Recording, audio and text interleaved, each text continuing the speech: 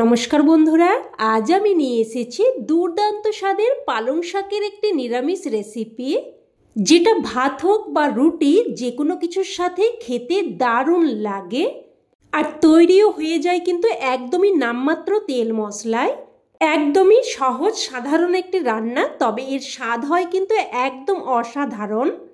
আর এতটাই সুগন্ধিযুক্ত যে আশেপাশের লোক জিজ্ঞাসা করবে আপনি কি রান্না করছেন। তো রান্নাটা তৈরি করার জন্য প্রথমে এখানে এক আঁটি পালং শাক নিয়েছি। মোটামুটি 10 টাকায় যে এক আঁটি মতো পালং শাক হয় সেটাই নিয়েছি। এবার শাকগুলোকে বেছে নিচ্ছি। আর শাকের শেকড়ের দিকের অংশটা দেখুন আমি এইভাবে হাতে করে বাদ দিয়ে দিচ্ছি। খুব ভালোভাবে বেছে নিয়েছি। এবার এগুলোকে একদম ভালোভাবে পরিষ্কার করে ধুয়ে নিয়ে তারপর আমি এটাকে এক সাইডে রেখে দিচ্ছি। এবার গ্যাস অন করে কড়াই বসিয়ে দিয়েছি। আর এখানে নিয়েছি 100 গ্রাম মতো মুগ ডাল। মোটামুটি এক আঁটি পালং শাকের জন্য 100 গ্রাম মতো মুগ ডাল লাগবে। ডালটাকে এবার মিডিয়াম ফ্লেমে অনবরত নাড়াচাড়া করে হালকা লাল করে ভেজে নেব। দেখুন ডালটা হালকা লাল হতে শুরু করেছে। তো এই রকম হালকা লাল করে ডালটাকে ভেজে নিয়ে উঠিয়ে রাখলাম। এবার ডালটাকে কিন্তু জল পাল্টে পাল্টে বেশ ভালোভাবে ধুয়ে নেব। এবার এদিকে গ্যাস অন করে বেশ কিছুটা জল আমি গরম হতে বসিয়ে দিয়েছি। জলটা যখন গরম হতে শুরু করবে তখন এর মধ্যে আমি হাফ চামচ মতো লবণ দিয়ে ভালোভাবে মিশিয়ে নিলাম। আর এদিকে ডালটাকেও কিন্তু আমি খুব ভালোভাবে জল পাল্টে পাল্টে ধুয়ে নিয়েছি। তো ডালটা দিয়ে দিলাম। এবার ডালটাকে হাই ফ্লেমে ফুটতে দেব। আর ডালটা ফুটতে শুরু করলে এইরকম যে ফেনার মতো বেরোবে এগুলো কিন্তু ফেলে দিতে হবে, এগুলো কিন্তু ডালের ময়লা।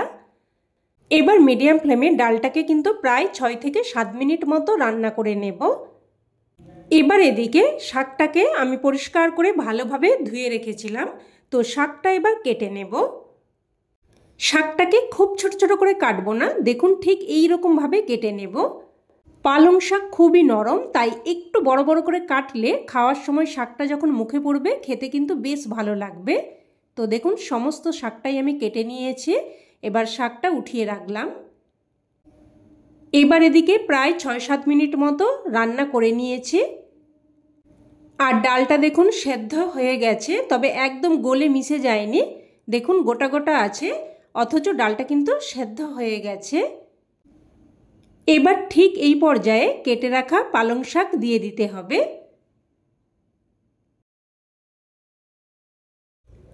সমস্ত শাকটা দিয়ে এবার নাড়াচাড়া করে মিশিয়ে নেব। আর প্রথমে শাকটা অনেকটা মনে হলেও দেখুন নাড়াচাড়া করতে করতেই কিন্তু বেশ খানিকটা কমে যাবে। দেখুন শাকটা কিন্তু বেশ খানিকটা কমে গেছে। এবার এখানে দিয়ে দিচ্ছি কয়েকটা চেরা কাঁচা লঙ্কা, তবে ঝালটা কিন্তু অবশ্যই আপনারা আপনাদের স্বাদ অনুযায়ী দিয়ে দেবেন। লঙ্কাগুলো দিয়ে একটু মিশিয়ে নিয়ে এবার একটা ঢাকনা দিয়ে মিডিয়াম ফ্লেমে প্রায় 3-4 মিনিট মতো রান্না করে নেব। এবার এদিকে একটা মশলা তৈরি করে নেব। তো একটা পাত্রের মধ্যে নিয়ে নিলাম ছোট চামচের হাফ চামচ মতো জিরের গুঁড়ো, হাফ চামচ মতো ধনের গুঁড়ো, হাফ চামচ মতো হলুদ গুঁড়ো আর অল্প একটু কাশ্মীরি লঙ্কার গুঁড়ো দিয়ে দিলাম। তবে আপনারা চাইলে লঙ্কার গুঁড়োটা বাদ দিয়েও রান্নাটা করতে পারেন। তো এবার জল দিয়ে সমস্ত মশলা ভালোভাবে মিশিয়ে নিলাম। তো এবার এটাকে এক সাইডে রেখে দিচ্ছি। আর এদিকে কিন্তু ঢাকনা দিয়ে প্রায় 3-4 মিনিট মতো রান্না করে নিয়েছি। যেহেতু পালং শাক খুবই নরম, দেখুন পালং শাক কিন্তু বেশ ভালোভাবে সেদ্ধ হয়ে গেছে। এবার আমি এটাকে নামিয়ে রাখবো। নামিয়ে নিয়ে এবার কড়াইটা আমি একটু ধুয়ে মুছে নিয়ে তারপর কড়াইয়ের মধ্যে দিয়ে দিয়েছি 2 চামচ মতো সর্ষের তেল। আর এই রান্নাটাতে কিন্তু একদমই বেশি তেলের প্রয়োজন হয় না, একদমই হেলদি একটি রেসিপি। তো তেল হালকা গরম হয়ে আসলে ফোড়নে দিয়ে দিয়েছি হাফ চামচ মতো গোটা জিরে, 2টো ছোট এলাচ, 1 টুকরো দারচিনি, 2টো শুকনো লঙ্কা আর একটা তেজপাতা। এবার ফোড়নটাকে নাড়াচাড়া করে কয়েক সেকেন্ড ভেজে নেব, যতক্ষণ না অবধি ফোড়ন থেকে একটা সুন্দর ফ্লেভার বেরোতে শুরু করছে। তো ফোড়নটা ভেজে নিয়ে এবার এখানে দিয়ে দিচ্ছি কোরানো আদা, প্রায় হাফ ইঞ্চি মতো আদাকে গ্রেট করে নিয়েছি। এবার আদাটা একটু নাড়াচাড়া করে ভেজে নিয়ে এখানে দিয়ে দিচ্ছি টমেটো। এখানে একটা মিডিয়াম সাইজের টমেটোকে ছোট ছোট করে কেটে দিয়েছি। এবার আদা আর টমেটোটাকে নাড়াচাড়া করে একটু ভেজে নেব। একটু ভেজে নিয়ে এবার এখানে আগে থেকে তৈরি করে রাখা মশলা দিয়ে দিচ্ছি। মশলার বাটি ধুয়ে অল্প একটু জলও দিয়ে দেব।